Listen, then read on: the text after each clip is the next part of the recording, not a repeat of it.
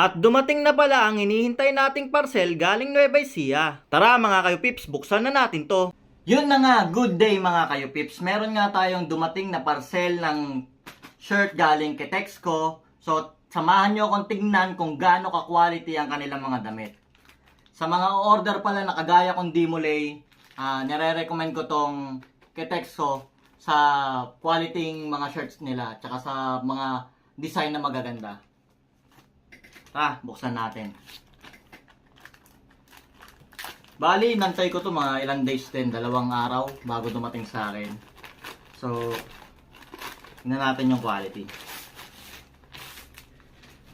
Yan o, tingnan nyo naman. Kung gaano kaganda. Oh. Sa ano pa lang nila, sa pag-package pa lang nila ng damit, maganda na, pati yung makikita mo na agad yung brand. Ayan.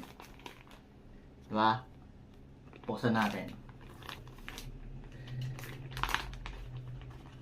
Meron na rin pala siyang free sticker. Ito yung sa Texco, and ito yung sa Dimolay.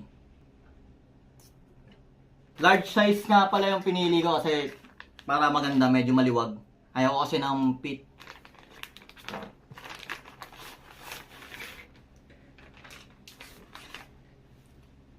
Yung damit niya, ayan o.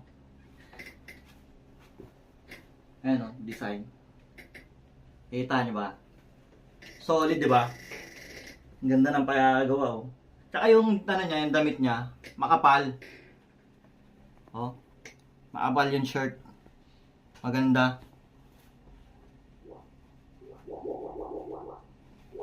Maganda yung tela ng damit niya. Tsaka yung design o, tingnan mo, pati sa likod. Ayan o. Solid na solid.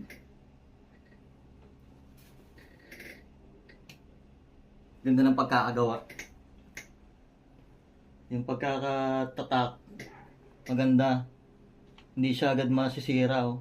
Maganda yung pagkakagawa ng ano niya. Ganda ng pagka-print.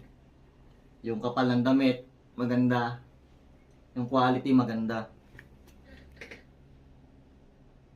Sulit. Sukat natin.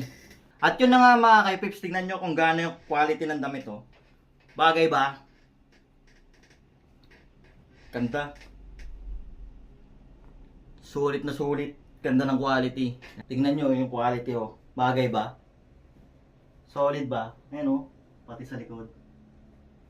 Bakit Texco yan? Yun na nga mga kaipips. Bali kung brad ka nga at gusto mo ng ganitong shirt, order ka lang dito sa Texco. Sulit, ang ganda ng quality ng shirt nila. Hindi ka magsisisi. Brad, ang ganda, solid shirt.